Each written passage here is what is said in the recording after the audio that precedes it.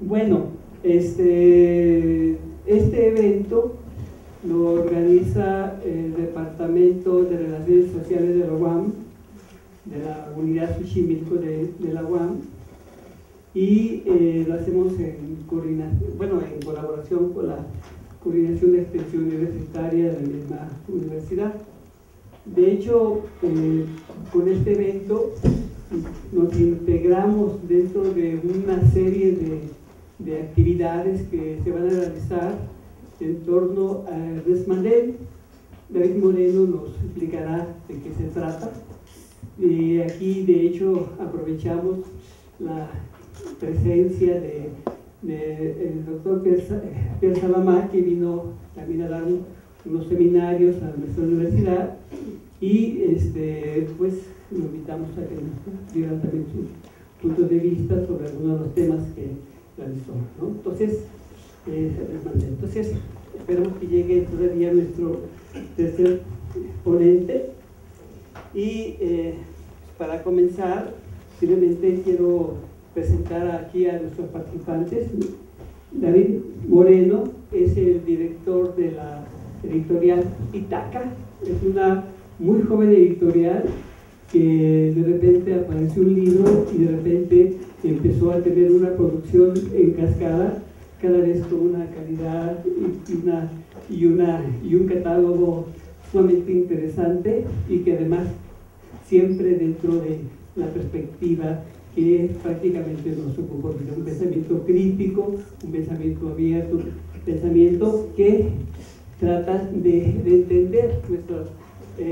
situaciones tan cambiantes que estamos viviendo, y por supuesto reflexionar o dar cabida a los debates, a las reflexiones teóricas. Manuel Aguilar Mora, mi amigo ya casi perdí la memoria, no digo cuándo, pero creo que allá por 66 ya nos encontrábamos en la Facultad de Ciencias Políticas, y él actualmente trabaja en la Universidad Autónoma de la Ciudad de México, pero yo puedo decir sin riesgo a equivocarme de que si había alguien con quien tuviera un diálogo, una vinculación y un aprecio muy estrecho Ernest Mandel aquí en México, era sobre todo con Manuel. Manuel no solamente fue su traductor particularmente del capitalismo tardío, pero también de muchísimos ensayos que aparecieron en distintas revistas, sino que como dirigente político, fundador de los grupos trotskistas en los años, finales de los 60, 70, con el Grupo Comunista Internacionalista y después con el PRT, pues él mantuvo un vínculo fundamental con lo que representaba Ernest Mandel a nivel teórico y a nivel político, ¿no? Vamos a escucharlo después, ¿no?, sobre los puntos de vista que nos tenga sobre esta persona tan particular. Pierre Salamá, a quien también conozco hace muchos años, creo que en 73 en París, ¿no? Él prácticamente es uno de los más persistentes latinoamericanistas en Europa, lo cual es muy importante porque ha habido muchísimos altibajos. De repente se convirtió en una gran moda y de repente nadie se acuerda de América Latina y todo el mundo ve, ya sea allá en Europa, a sus antiguas colonias como África, o a esas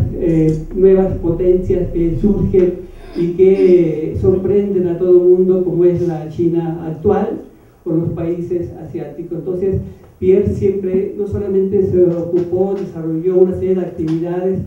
de vinculación, de explicación, de educación en nuestros países de América Latina, sino que tiene una obra muy amplia, ¿no?, comenzando a principios de los años 70 con el proceso de su desarrollo, después algo que leímos muchos, que rebasaba el aspecto puramente economista del cual él proviene, él es economista, y que fue el Estado subdesarrollado, y una cantidad muy grande sobre cuestiones financieras, monetarias, y después fue metiéndose a temáticas como la pobreza, las políticas sociales, la violencia, la economía de la droga, etc., ¿no? Aquí ha habido darnos un seminario que ha sido muy estimulante y bueno, creo que aquí puedo decir que yo lo conocí en el marco de la Liga Comunista Revolucionaria en Francia y que era militante en esa época de la Cuarta Internacional como Ernest Mandel, ¿no? Del cual era dirigente, ¿no? Bueno, esperemos que venga compañero Alejandro Gálvez y tenemos unas palabras sobre ello. Ya sin más preámbulos, yo quiero comenzar leyendo un párrafo, es un largo párrafo de un escrito que me pidieron también escribir sobre Mandel, cosa que nunca había pensado hacer, y sin embargo me fui involucrando, tuve que releer prácticamente todo lo que estuvo a mi alcance, aunque solamente voy a hablar sobre aspectos políticos que desarrolló Ernest Mandel. Entonces nada más cuál era ese primer párrafo y después en unas cuantas líneas decir algunas cosas biográficas. Dice así: acercarse al pensamiento de Ernest Mandel es de hecho navegar por el pensamiento de Marx, Lenin, Trotsky, Rosa Luxemburg, sumergirse en los complejos procesos de la historia que los marcó y los proyectó, pues los analiza y los interpreta todo el tiempo para fundamentar sus propias tesis sobre la realidad contemporánea, sus aportes al estudio de los procesos característicos del capitalismo, del Estado, de las crisis tanto económicas como políticas. Un marxismo abierto, crítico, verdaderamente interdisciplinario, como debe ser el pensamiento científico, por más que se conozca a Mandel fundamentalmente por sus trabajos de crítica de la economía política, sus contribuciones a la teoría económica marxista. La agudeza para penetrar y discernir las contradicciones y grandes tendencias del capitalismo de finales del siglo XX, del Tratado de Economía marxista, que ayudó a formar a varias generaciones al capitalismo tardío, que en su momento algunos nos atrevimos a considerar el capital de nuestros días, y sus contribuciones a la formulación de la teoría de las ondas largas del capitalismo y el seguimiento de las crisis, se combina con su visión de teórico y estratega revolucionario que se esforzó por darle continuidad y realidad al proyecto heredado de León Trotsky de construir una nueva organización de los trabajadores del mundo, la Cuarta Internacional, la cual dirigió hasta su muerte y logró convertir en sus tiempos en una influyente corriente de ideas de alcance mundial, y en algunos países dio origen a auténticos proyectos políticos alternativos. Teórico brillante e imaginativo, propagandista apasionante, orador sin igual, esa capacidad por combinar a lo largo de toda su vida la teoría con la práctica que lo distinguió, convirtió a Ernest Mandel en uno de los referentes fundamentales del marxismo, un personaje singular, no solo un intelectual, sino un militante revolucionario cuya praxis se tradujo en aportes muy importantes a la comprensión de las contradicciones y tendencias del capitalismo, sus crisis de fondo, las estrategias para enfrentar cotidianamente al capital o impulsar una salida revolucionaria acorde a los intereses de los trabajadores y, por supuesto, para discernir el controvertido carácter de las sociedades postcapitalistas, sus contradicciones y deformaciones. Mandel nació el 5 de abril de 1923 en Frankfurt, Alemania. De ahí emigró con sus padres a Bélgica y cuando Hitler llegó al poder tenía 10 años. A los 13 años se convirtió ya en simpatizante de Trotsky en Amberes, donde vivía, y antes de cumplir 16 fue admitido militar en el pequeño grupo trotskista de esta ciudad. Luego se incorporó a la resistencia contra los nazis. 3 veces fue arrestado por actividades de propaganda, la última de las cuales fue reportado a Alemania. 2 veces se fugó de diversas maneras, la última lo condenaron y acabaron por liberarlo, esto en marzo de 1945. Desde 1946, si mal no salen las cuentas, a los 23 años, formó parte de las direcciones sucesivas de la Cuarta Internacional.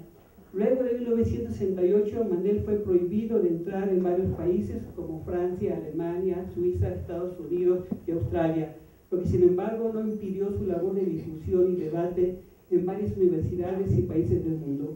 Murió el 20 de julio de 1995 en Bélgica a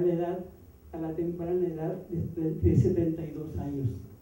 Bueno, esa es lo único que voy a decir aquí. Y vamos a darle la palabra. Bueno, antes de dar la palabra a Manuel Aguilar, quiero aquí presentar a Alejandro Gálvez Cancino, que él es profesor e investigador de la UAM, en la Universidad de Xochimilco, hace ya una cantidad de años que también ya olvidé, ¿no? Y bueno, ya comenzamos sin más trámites, ¿no?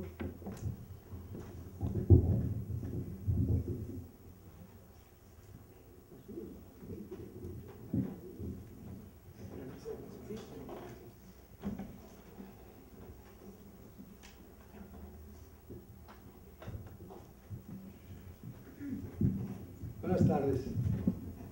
tardes compañeros, compañeras.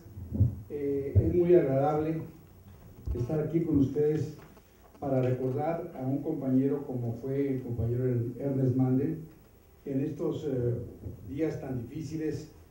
para la lucha que él representó y que él tan brillantemente expuso a lo largo de su vida, la lucha por el socialismo y por la revolución permanente. En efecto, ante todo, Mandel fue un revolucionario, como ya lo dijo Arturo.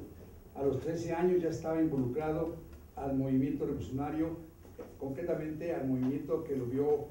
ser desde chico, desde joven, en un militante ejemplar. Desde el punto de vista político, las facetas fundamentales de Ernest son las de un revolucionario que busca que el marxismo en la teoría y en la práctica sea consecuente con el movimiento de los trabajadores. Realmente es el más grande legado de Mandel como hombre, como persona, su consecuencia política en la teoría y en la práctica, en los dos dominios en los que destacó francamente de manera sobresaliente. Personalmente yo conocí a Mandel primero como Ernest Germain. Yo no sabía quién era Mandel para nada, hasta que una vez en la librería francesa busqué un libro y me gustó mucho que había un libro de marxismo que se llama Traité de Economía Marxiste, de un tal Ernest Mandel. Pero yo no consideraba que este era Germain también. Me gustaban los dos autores, porque me gustaban mucho los autores. Ernest Germain, que publicaba en la Catema Internacional artículos muy interesantes sobre economía y sobre otros temas, y también me di cuenta que este Ernest Mandel tenía un tratado de economía marxista muy parecido también a los artículos de Ernest Germain. Y entonces, evidentemente, la sorpresa que me llevé cuando conocí por primera vez a Mandel en 1963, en una reunión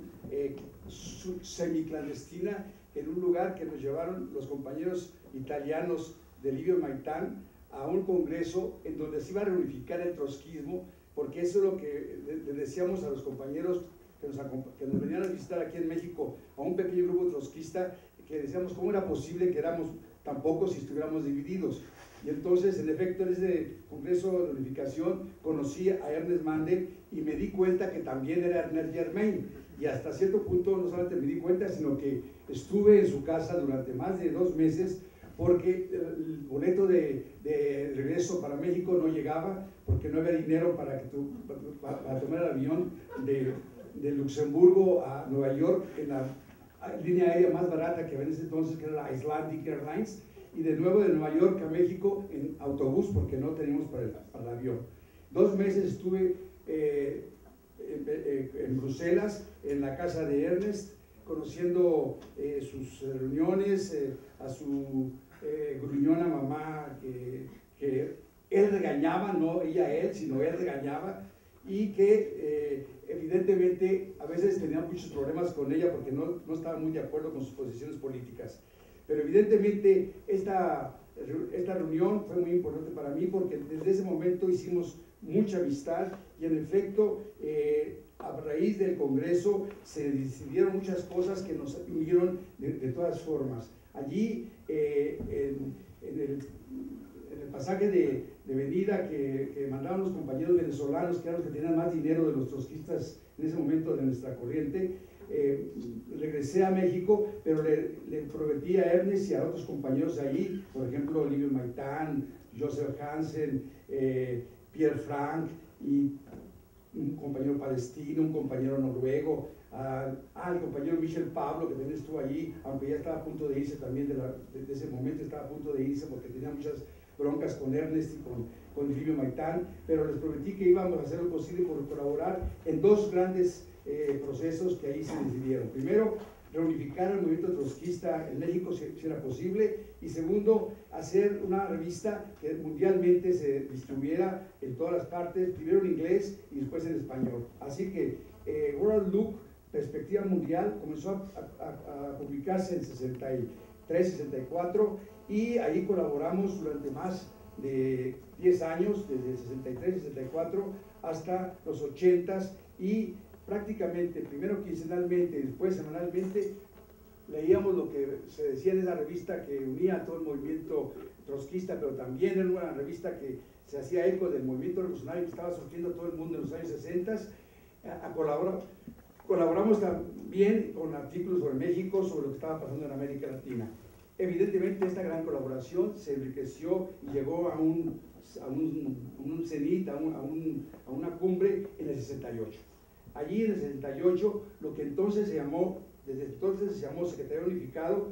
hizo una gran colaboración para nuestra lucha aquí en México, para todo tipo de luchas, para luchas democráticas, luchas directamente de organización, y concretamente el compañero Joseph Hansen, que fue el encargado de parte del equipo del Secretario Unificado, que estaba allí en Roma y después en París y después en Nueva York, concretamente con él hicimos contacto para que él nos ayudara y nos aconsejara sobre muchas cuestiones que surgieron en el 68, por ejemplo, la detención de compañeros no mexicanos de la Cuarta, compañeros que estaban en condiciones muy difíciles, y concretamente me acuerdo muy bien que Joseph Hansen vino aquí para tomar datos, para que a través de una colaboración que hicieron con todo el movimiento de solidaridad con el movimiento estudiantil mexicano, se iba a publicar una página entera en el New York Times en contra de la represión del 2 de octubre del 68. Y en efecto esa página salió, costó muchos dólares, pero esos dólares los compañeros los sacaron en base a esa colaboración que tenían con mucha gente que en ese año se solidarizó con las luchas no solamente de México, sino de todo el mundo. Ese fue pues el bautizo político de una amistad política que va a durar hasta los años, hasta que murió, ¿no? Hasta que en los años 90, desgraciadamente, murió Ernest en condiciones muy difíciles, porque tal vez era cuando tal vez lo hubiéramos necesitado más. En los 90s también fue muy importante la contribución de Mandel para el Partido Revolucionario, para la construcción del Partido Revolucionario de los Trabajadores. Él jugó un papel central en sus varios viajes que hizo a nuestro país a partir precisamente del 74, invitado por la Universidad Mexicana, la UNAM, y especialmente por el compañero, el amigo Flores Olea. Él nos ayudó a comprender la necesidad de que nos uniéramos con los diferentes grupos trotskistas que pululaban en esa época y que todavía siguen pululando, pero que en ese momento nos reunimos en 1977 para constituir el PRT. En 1979 participé con él y con un conjunto de camaradas, entre los cuales está obviamente estuvo la presencia obviamente del lamentablemente fallecido recientemente Daniel Ben Said, en un esfuerzo de la Cuarta Internacional por dotarse de una organización más adecuada a la construcción de los partidos nacionales, para aprovechar el ascenso que se dio en los años 60 en el movimiento revolucionario internacional. Fue una propuesta que el propio Mandel hizo y en la que puso todas sus fuerzas de inteligencia, de empeño, de terquedad, de ayuda, de asistencia a los camaradas más jóvenes que estaban con él. Solamente había dos camaradas de la vieja guardia, el compañero Livio Maitán y él mismo, pero ellos fueron realmente muy buenos consejeros, muy buenos maestros políticos, no en el sentido académico ni mucho menos, pero para los compañeros españoles, suecos, alemanes, peruanos, muchos compañeros que llegaban allí o que estaban permanentemente en ese centro. Él y yo en 79 a 81 hicimos varios viajes a América Latina que hervía en terrible grandes luchas, en consecuencias fundamentales de las luchas contra las dictaduras militares de América Latina y con el triunfo sandinista en Nicaragua. Obviamente eso fue aún más importante. Pero entonces vinieron los años de Reagan y Thatcher, los años del neoliberalismo, los triunfos del TINA, del There is no alternative, no hay alternativa. Esos años en que comenzó a encontrar cada vez más un freno, una resistencia más fuerte el movimiento revolucionario. La tarea revolucionaria militante comenzó a bajar, se restauró los altos niveles, su obra entonces comenzó a ser cada vez más de un economista y de un intelectual que estaban tratando de vincularse a las tareas revolucionarias militantes a través de una restauración de los niveles teóricos y políticos científicos del pensamiento económico y en general del pensamiento marxista, porque al final también comenzó a darse cuenta que debía hacer también más contribuciones a los aspectos más estrictamente políticos del pensamiento marxista, que había sido prostituido, había sido vulgarizado por los manuales estalinistas, soviéticos y de otro tipo, ¿no? Es decir, había que ser un puente entre el movimiento revolucionario clásico de los años de la Revolución Mundial, de la época de Lenin y Trotsky, un puente entre esa época y los 40s y los 50s y parte de los 60s, en que había dominado ante todo al movimiento revolucionario la vulgata estalinista. Él trató de hacer ese puente y en gran medida lo logró. Su tarea fue gigantesca y podemos decir con satisfacción que en cierta forma fue exitosa. El tratado en francés en 62, el desafío americano en 65, también en francés, en 72 la versión original de Capitalismo Tardío en alemán, el libro sobre la crisis en francés en 76, las ondas largas del desarrollo capitalista en inglés en el 80, los dos últimos libros que hizo en 92, el Power and Money en inglés, El Poder y el Dinero, y su último libro que fue Trotsky como alternativa en alemán, después en inglés, y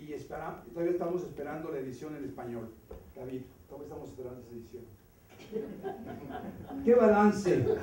balance podemos hacer? Evidentemente que es un balance muy difícil, y menos en los 5 minutos, ¿cuánto me queda? Y menos en los poquísimos minutos que me quedan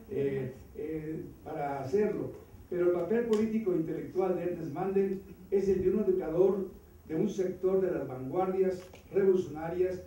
que surgieron en los años 60 y 70. Y su actualidad y su actividad es muy actual, esa actividad organizativa y política que la desarrolló principalmente la Cuarta Internacional, pero que irradió también mucho más allá de las esferas de influencia todavía muy limitadas, inclusive en la época más álgida, más influyente de la Cuarta, fue una influencia que irradió más allá de las fronteras y los límites de este movimiento trotskista que él encabezó tan brillantemente. El giro neoliberal golpeó duramente al movimiento revolucionario como consecuencia de las derrotas sufridas por los trabajadores en Europa y en Estados Unidos. Y en los países del entonces llamado Tercer Mundo, el proceso de liberación y emancipación se confrontó con la contraofensiva imperialista de Reagan y en general de los países europeos imperialistas, y como el caso de Nicaragua lo demostró claramente, tuvo mucho éxito. Los años 80 y sobre todo los 90 fueron años de vagar por el desierto, fueron de avance aplastante de la contraofensiva capitalista a nivel mundial, la cual se vio coronada en forma contundente con el desmoronamiento de la Unión Soviética. Mandel murió precisamente en medio de ese periodo, cuando apenas comenzaban a despuntar las nuevas resistencias que anunciaron, por ejemplo, la rebelión de los neozapatistas del EZLN y los movimientos de Seattle en Estados Unidos. Ciertamente, por ejemplo, Ernest Mandel alcanzó a presenciar, por ejemplo, la rebelión de los zapatistas. Me acuerdo muy bien de una carta que recibí intempestivamente, porque siempre nos hablábamos de los problemas de la Cuarta, de lo que había que hacer para el partido, para el centro de París, para ese tipo de cuestiones, pero intempestivamente me lanza una carta diciendo qué pasó con el EZLN, quiénes son, mucha información quería sobre el EZLN. Esa fue una de las últimas cartas, si no es que la última carta que recibí de él en 94. Él moriría un año después. Después de 13 años del nuevo siglo, hoy vivimos una época que se parece muy poco a esos años que le tocaron vivir a Ernest Mandel en su época de apogeo.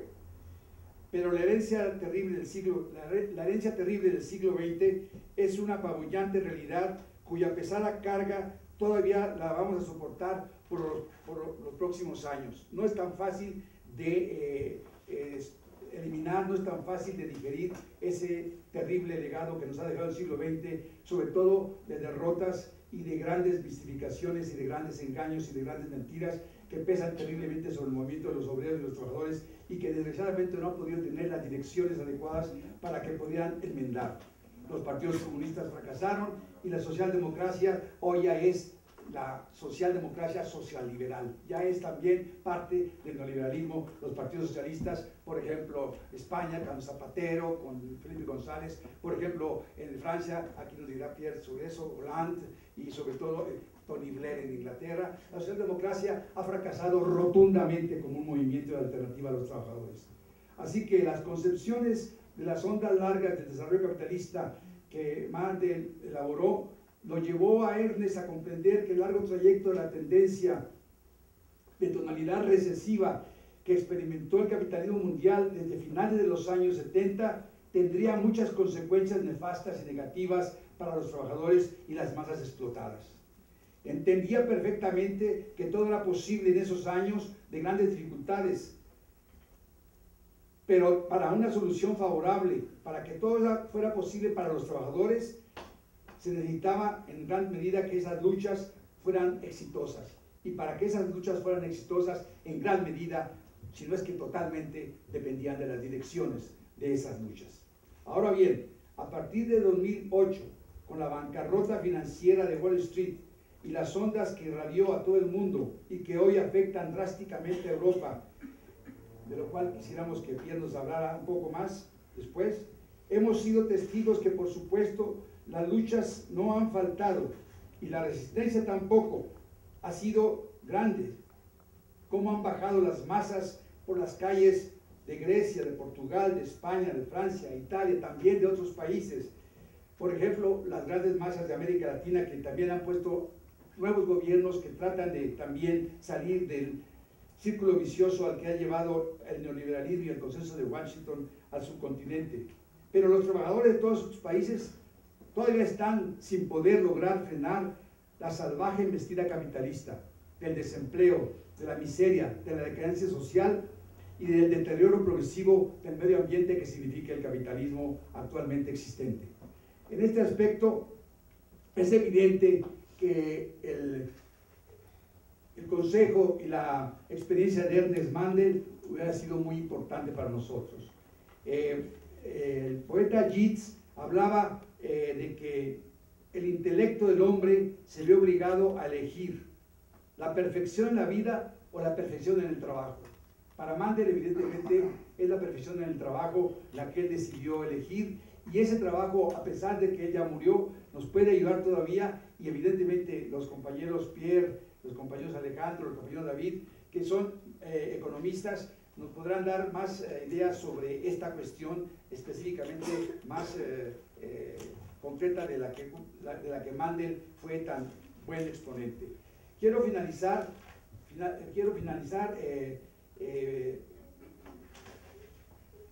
con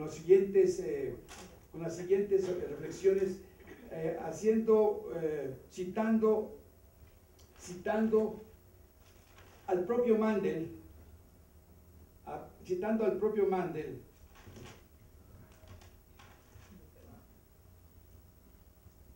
que en su libro de la alternativa que acabo de mencionar, este tipo que acabo de enseñar, este libro, en su último capítulo, en donde habla de Trotsky como hombre, Mandel cita a Arnold Zweig y a Carl Sagan, dos autores que hablan sobre Trotsky y que terminan el libro de Arnold Zweig con unas frases muy bellas que Mandel pone como colofón de su libro y que son muy adecuadas también para hablar de Mandel. Así, simplemente cambiando el nombre de Trotsky por el de Mandel, muy bien podríamos decir lo que Arnold Zweig decía de Trotsky, lo siguiente: Mandel durante toda su vida luchó por todos nosotros, los que amamos la civilización humana, por quienes esta civilización es nuestra nacionalidad y no el país en que nacemos. Nuestra tarea ahora es rescatar la obra de toda su vida, de la siempre presente amenaza de decadencia que la época actual la amenaza. Para Mandel, la obra de su vida fue una y única: la revolución mundial. Vivió en favor de ella y murió creyendo en ella, la cual es, en términos modestos y muy simples, una cuestión como esta: la extensión de la cultura humana a los cientos de millones de analfabetos, o como lo expresó Lunacharsky como comisario de la revolución bolchevique, significa una expresión diferente ante los ojos de toda esta humanidad también diferente. Muchas gracias.